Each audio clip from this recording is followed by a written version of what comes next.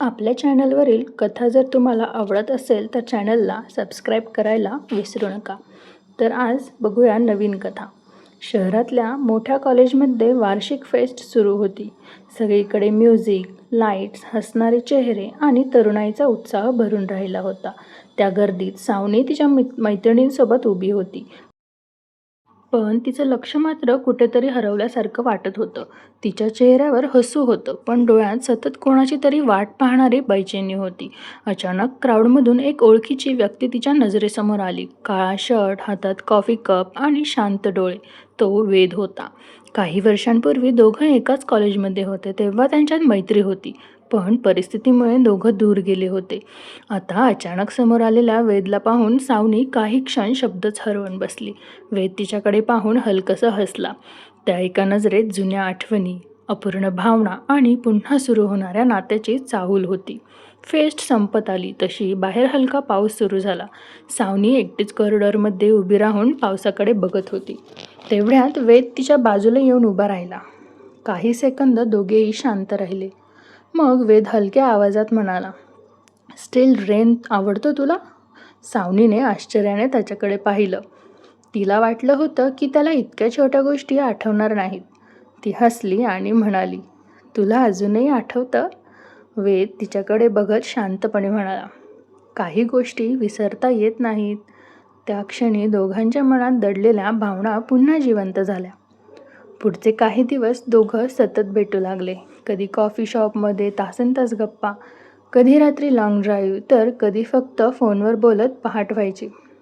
सावनीला वेदसोबत असताना एक वेगळीच शांतता मिळायची. वेद फार कमी बोलायचा, पण त्याच्या प्रत्येक शब्दात खोल भावना असायच्या.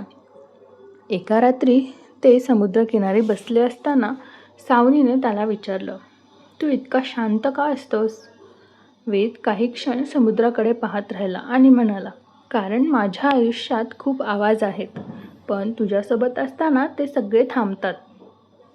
सावनीच्या चेहऱ्यावर नकळत हसू उमटलं. पण त्याचवेळी त्यांच्या आयुष्यात काहीतरी विचित्र सुरू झालं होतं. एका रात्री सावनी घरी एकटी असताना तिच्या फोनवरती अननोन नंबरवरून मेसेज आला, "वेदपासून दूर राहा." ती सुरुवातीला हसून इग्नोर करणार होती, पण काही सेकंदांनी दुसरा मेसेज आला, "नाहीतर त्याला कायमचं गमवावं लागेल." सावनीच्या हातातला फोन थरथरू लागला. तिने लगेच वेदला कॉल केला, पण त्याने हे कोणाचं तरी प्रँक असेल असं सांगून तिला शांत केलं. तरीही सावनीच्या मनात भीती मात्र बसली होती. दुसऱ्या दिवशी रात्री वेद बाईकवरून घरी जात होता. रस्ता पूर्ण शांत होता. अचानक एका वळणावरती त्याच्या बाईकचे ब्रेक्स काम करणं बंद झालं. वेद घाबरला. समोर वेगानं ट्रक येत होता.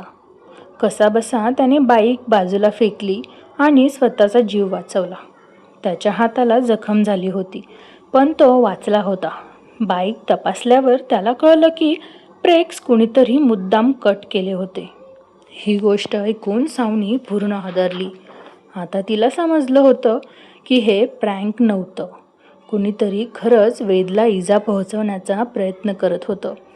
वेद मात्र बाहेरून शांत राहण्याचा प्रयत्न करत होता, पण आतून त्यालाही जाणवत होतं की कुणीतरी त्यांच्यावरती सतत नजर ठेवून आहे. त्या रात्री सावनी झोपण्याचा प्रयत्न करत होती, पण तिला सतत अस्वस्थ वाटत होतं. ती अचानक खिडकीजवळ गेली आणि खाली रस्त्याकडे पाहिलं.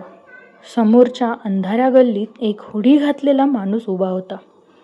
त्याचा चेहरा दिसत नव्हता, पण तो सरळ तिच्या घराकडेच बघत होता. सावनी घाबरून मागे सरकली. तिने पुन्हा खिडकीतून पाहिलं, पण तो माणूस आता गायब झाला होता.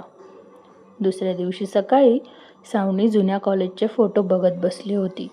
अचानक तिची नजर एका फोटोवर थांबली. फोटोमध्ये ती आणि तिचे काही मित्र उभे होते. मागे थोडं दूर एक मुलगा ब्लॅक हुडी घालून उभा होता. त्याचा चेहरा अर्धवटच दिसत होता, पण पुढच्या क्षणी सावनीच्या डोळ्यात भीती दाटली. तो रुद्र होता, तिचा जुना मित्र, जो अनेक वर्षांपासून अचानक गायब झाला होता. तर आता नक्की रुद्र येतो की नाही, की तो रुद्रच आहे की अजून कोणी, हे बघायचं असल्यास पुढचा भाग नक्की बघा. आणि कथा आवडल्यास आपल्या कथेला लाईक करायला विसरू नका. तसेच चॅनलला सबस्क्राईब करायला विसरू नका. धन्यवाद.